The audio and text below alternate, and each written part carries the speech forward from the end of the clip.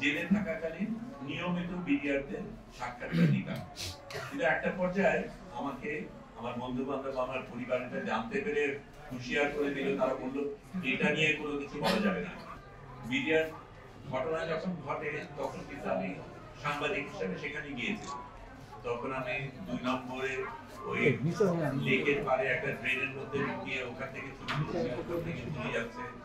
যে ঘটনাগুলি ঘটছে তখন আমরা পুরোপুরি জানি না, কিন্তু আস্তে আস্তে এই জিনিসগুলি আসা শুরু করে এবং তখন কিছু জিনিস বুঝি। তারপরে আমাকে যখন আটক করা হয়, আমি যখন কেরানীগঞ্জে যাই, তখন কেরানীগঞ্জে আমি অনেক বিডিআরের সাথে আমার দেখা হয়, আলাপ হয় এবং তখন প্রতি মাসে একটা ঘটনা ঘটতো যেটা আমাকে খুব বেদনা দিত।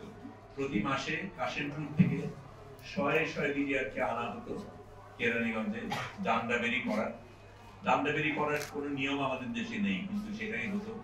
তারা ওখানে থেকে রাতে থেকে তারপরে তাদের জেলে নেওয়া হতো, কোর্টে নেওয়া হতো, কোর্ট থেকে আবার ফিরে দিত, কোর্টের ভেতরেও তারা ঢুকতো। কিন্তু এই প্রহসনটা অনেক প্রহসনের মধ্যে একটা প্রহসন। আমি এই কথাগুলি বলছি এই কারণে যে আমি নিজে যে জিনিসগুলি দেখেছি সেটার কথা, তার মধ্যে আমি ছোট্ট কয়েকটা জিনিস বলবো যেটা ওনারা অনেকগুলি যুক্তি বলেছেন যেগুলি একেবারেই পরিষ্কার। কি হয়েছে, কেন হয়েছে, কারাই ষড়যন্ত্র করেছে, কাদের স্বার্থে এই জিনিসটা করা হয়েছে সেটা খুব পরিষ্কার, আমরা এখন জানি। আমি তখন জেলে থাকাকালীন নিয়মিত বিডিআরদের সাক্ষাৎকার নিতাম, কিন্তু একটা পর্যায়ে আমাকে আমার বন্ধু বান্ধব আমার পরিবারটা জানতে পেরে হুঁশিয়ার করে দিল। তারা বললো এটা নিয়ে কোনো কিছু বলা যাবে না, অত্যন্ত স্পর্শকাতর, এটার ব্যাপারে কোনো কিছু বললে কেলেঙ্কারি হয়ে যাবে। কিন্তু সেই নোটগুলি আমার এখনো আছে এবং যাদের সাক্ষাৎকার নিয়েছি সেটার ভিত্তিতেই আমি কথাগুলি বলছি।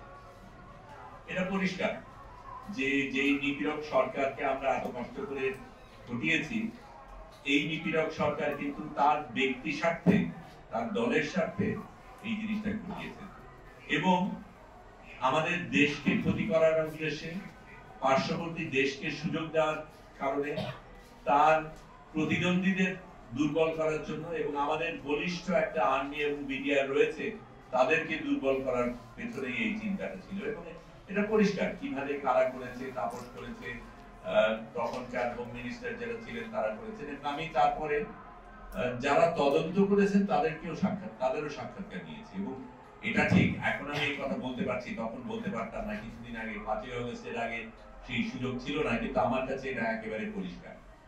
তার সাথে আমি ছোট্ট একটা জিনিস বলি আপনাদের বোঝানোর জন্য যে কি ধরনের মানুষগুলি এই কারাগারে ছিল। আমি প্রথমে সূর্যমুখীতে ছিলাম, তারপরে আমাকে ডিভিশন দেওয়া হয়। ডিভিশনে থাকলে একটা সুবিধা হয়, একটা বিছানা থাকে, একটা মশারি থাকে, মশারির জাল থাকে। আমার মশারির জালটায় অনেক ফুটা ছিল। সেখানে রিস্ক নিয়ে একজন, এবং আমি তার কথা বলতেই পারি, যে রিয়াজ হোসেন চৌধুরী বিডিআর, তার পিতা রশিদ চৌধুরী থানা জেলা হবিগঞ্জ 312 নম্বর আসামি। উনি লুকিয়ে নিজের রিস্ক নিয়ে আমার মশারিটা নিয়ে যান, মশারিটা মেরামত করেন, ওটা ধুয়ে আবার দিয়ে দেন আমি যাতে মশার কামড় না খাই। আমি দুধ খেতে পছন্দ করি বলে আমার জন্য দুধ নিয়ে আসেন। আমি এগুলি আমার জন্য করা হয়েছে বলে বলছি না, মানুষটা কিরকম ছিল সেটার কথা বলছি।